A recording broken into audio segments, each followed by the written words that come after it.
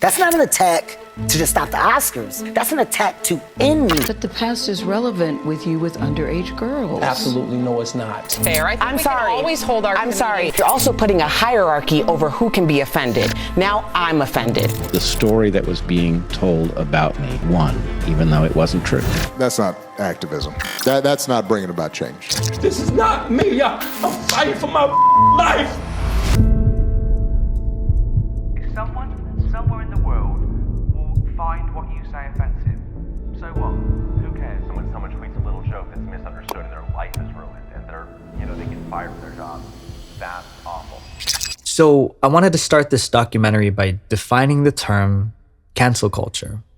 It's the practice of publicly rejecting, boycotting, or ending support for people because of their morally unacceptable views or actions. Basically, it's a modern form of ostracism, which means to exclude or banish from a group or society, which dates back to ancient Greece. This is Sparta! Athenian leader Cleisthenes created the punishment of banishing people to prevent a single person from becoming a tyrant. Saddam Hussein's pride.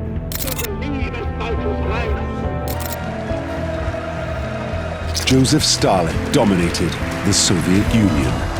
The way they would do this is similar to our modern day elections, only no one wants to win this one. Citizens of Athens would write the name of their candidate on a piece of pottery. 6,000 votes would be cast, and the person with the largest number of votes would be banished for 10 years. If they refused, they were sentenced to death.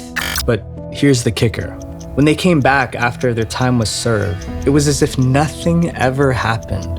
Their citizenship was still theirs, and the people of Athens welcomed them back with open arms. I don't know if the same can be said about cancel culture today.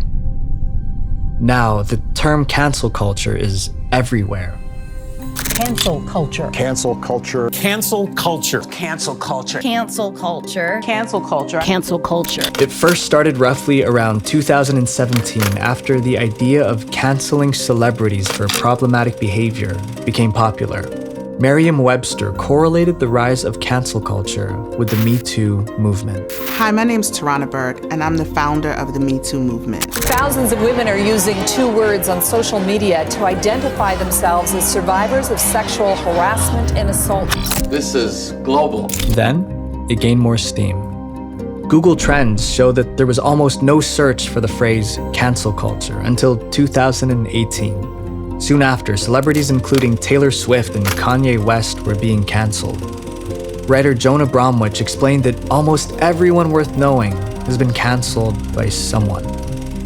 And finally, the best definition of canceled was posted on Urban Dictionary. So if cancel culture started as a means to punish people who've done regrettable things, then what's so bad about it?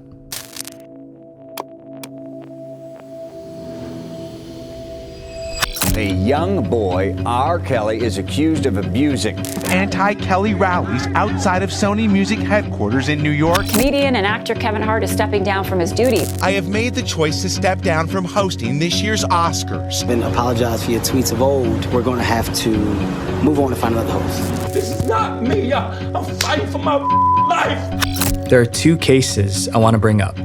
Let's take a look at the timeline of R. Kelly's demise. In 1994, he married Aaliyah. The catch? He was 27 and Aaliyah was 15 years old, but faked being 18 on the wedding certificate. In 2002, he had 2 other court cases which involved illegal acts with minors, and the cases were settled with R. Kelly paying a lot of money to cover them up. In the same year, he was charged with 13 counts of producing illegal child videos, although there wasn't enough evidence to find him guilty.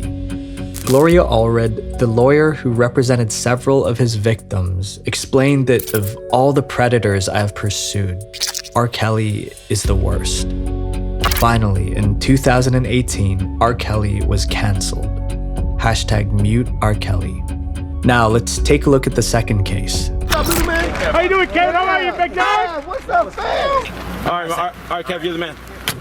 In July of 2009, Kevin Hart sent out a series of tweets regarding homosexuality. Fast forward to almost 10 years later, on December of 2018, Kevin Hart was announced as the Oscars host. Within hours, Twitter users began reposting Kevin's old tweets and jokes saying that he never apologized for them, therefore should not be allowed to host the Oscars. Articles upon articles were being formed about Kevin being homophobic and unwilling to apologize for it. And on that note, Kevin Hart stepped down from hosting the Oscars and proceeded to apologize. And apologize. I had to address it when I did Get Hard promo with Will Ferrell because of my joke that I had about my son. And apologize. I had to address those tweets in 2012. And apologize. Kevin, apologize for your tweets of old. This is not the first time this has come up. I've addressed it. It's onion, so no matter how many times you keep peeling it, there is no end to it. I apologize again. I said I apologized before. Did Kevin Hart deserve that backlash just as much as R. Kelly did? One problem with cancel culture is that it cannot be monitored. In a criminal justice system, the aim is to judge a crime fairly and create a punishment that matches the crime.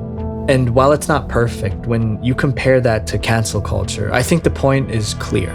The crime doesn't usually match the punishment. I'm not saying that Kevin Hart has never been at fault. He said things he regrets, but he's learned from them. He has rebuilt his reputation and vowed to never make those jokes again. My friends, some of the best lessons we ever learn, we learn from our mistakes. But does cancel culture allow us to do that? I want to apologize to the internet. I owe you an apology. I'm only here to say that I'm so sorry. Sorry for anybody who I've ever offended. I apologize so deeply. I want to make this video to say sorry to everyone. Continue to grow and mature.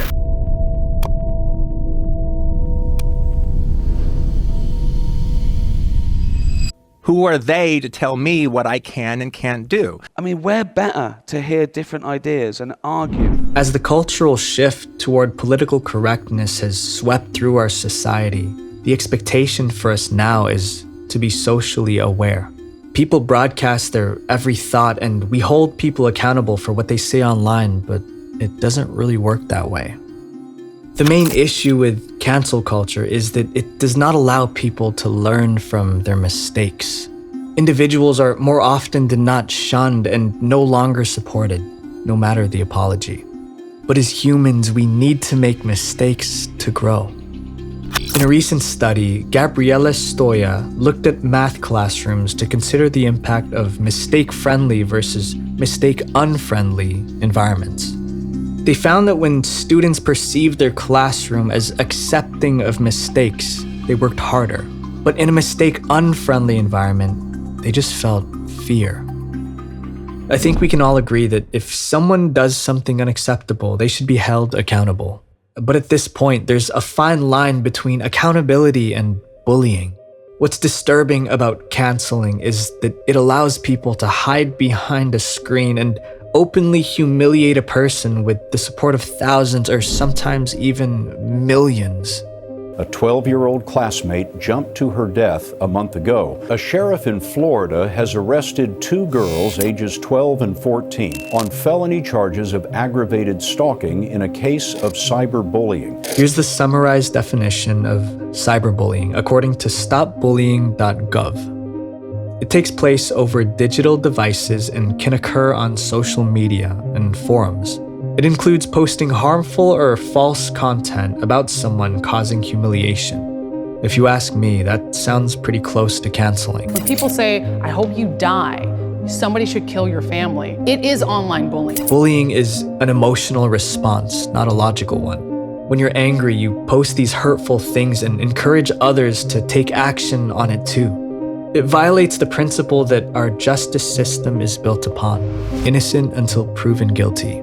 But the difference between bullying and canceling is that people who cancel others believe that they're doing the right thing. They stand up for the injustices they see on social media and don't even question if it's real or fake, or if it's something they even fully understand. Because if it's on the internet, then it must be true, and you shouldn't question it.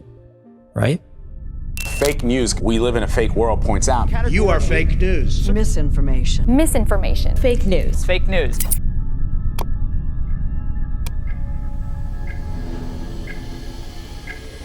In 1951, students of Swarthmore College participated in an interesting experiment. Students were asked to complete a seemingly easy task. Each person in the room had to say out loud which comparison line was most like the target line. But the catch was, everyone in the room was in on the experiment except for the last person. The answer was obvious, but the people in on the experiment would always choose the wrong line. So what did the real participants do? Definitely C. C? After 12 trials, 75% of real participants conformed to the group and at least once gave the wrong answer. And in the control group with no pressure to conform, only less than 1% of participants gave the wrong answer. Conformity is ingrained in our human nature. In order to survive, we must live in a community. But what's different about our current generations is that we are not just connected to a small community, but now the entire world through social media. Bad news spreads like wildfire, but as we've seen in the study, it spreads even if it's fake. He's a professor at Evergreen State, and he called the race-based demand, quote, a show of force and an act of oppression. Read your letter, and your letter didn't sound racist at all. It sounded very well thought out. The inflammatory response to your letter was so disturbing and shocking. The administrators sided with the protesters, even though they knew full well there was no evidence of racism. I was pursued as if I had said something egregious, allowed the world to see that this isn't about guilt at all. It's about power. You see this happen in the incident of Evergreen State University's professor Brett Weinstein. He made national headlines for being racist. Said some racist. I did not. Once a year, this university allows students of color to take a day of absence. But this time, it was flipped. Rather than telling people of color to stay away for the day, they told white people to stay away for the day. Weinstein didn't believe in this flip, so he wrote a letter against the new policy. Because of this, 50 students showed up to his class protesting that he was racist. Bearded man with his hands on his head is Brett Weinstein. But they were wrong. They imagine that I am a racist and that I am teaching racism in the classroom. The story that was being told about me, in the end, won, even though it wasn't true. His intentions were actually to help the cause because he felt that the former option of allowing students of color to stay away for the day had a more powerful impact. But at that point, no one would listen. The videos went viral, and after being professor for 14 years with not a single incident of racism, he was forced to leave. This is just one of the thousands of stories you can find online. There are millions of people who stand up for something they believe is moral, but in reality, they're misinformed. This is the problem of mob mentality.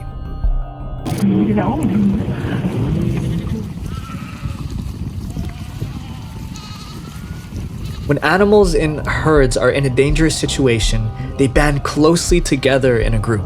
They go into panic mode and move together as one unit. It's unusual for a member of the herd to stray away. For humans, when herd behavior sets in, an individual's opinion-forming process is shut down as he or she automatically follows the group's behavior. And as Benjamin Franklin once said, if everyone is thinking alike, then no one is thinking.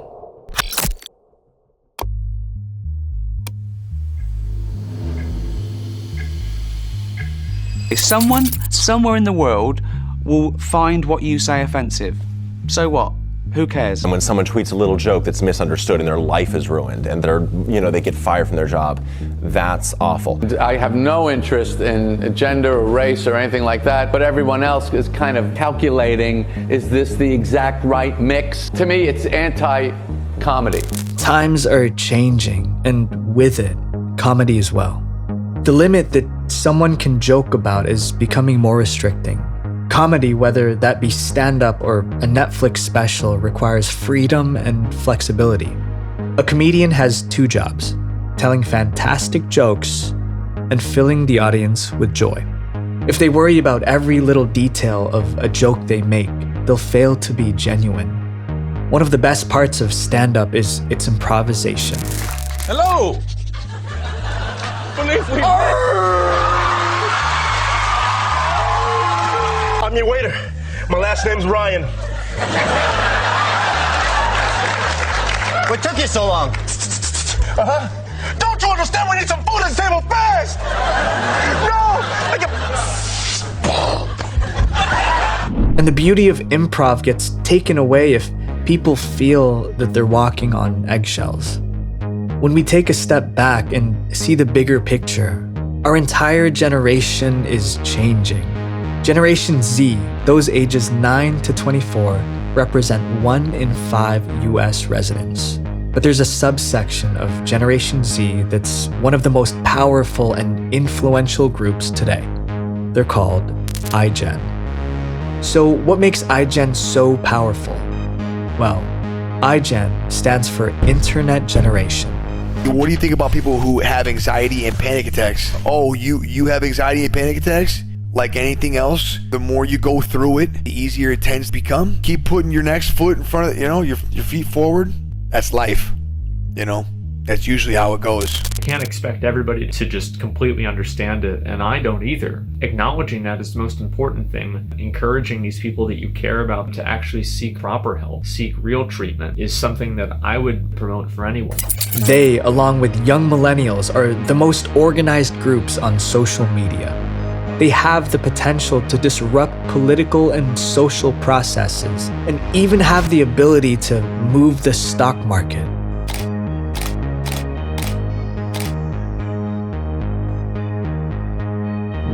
Receiving their mobile devices around the age of 10, they're the first generation to be born into our connected world where social media and screens are the norm. They're digital natives. Online communication is not something they had to learn. It always surrounded them, and they relate better to mass media than any other generation. Together, their voices are powerful, and I want to make a request to the Gen Zers and millennials out there, including myself. Don't let cancel culture be your legacy. Former President Obama warned our generation against the dangers of cancel culture. He explained that people are going overboard, condemning others all the time. Ex-President Donald Trump described something similar. The goal of cancel culture is to make decent Americans live in fear of being fired, expelled, humiliated, and driven out of society as we know it.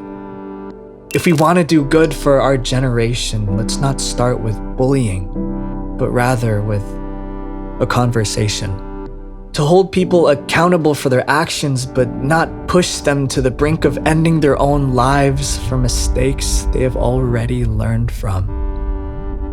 If you want to make a change in the world, that change starts with no one else but you. Now go make the world a better place. Visual Venture.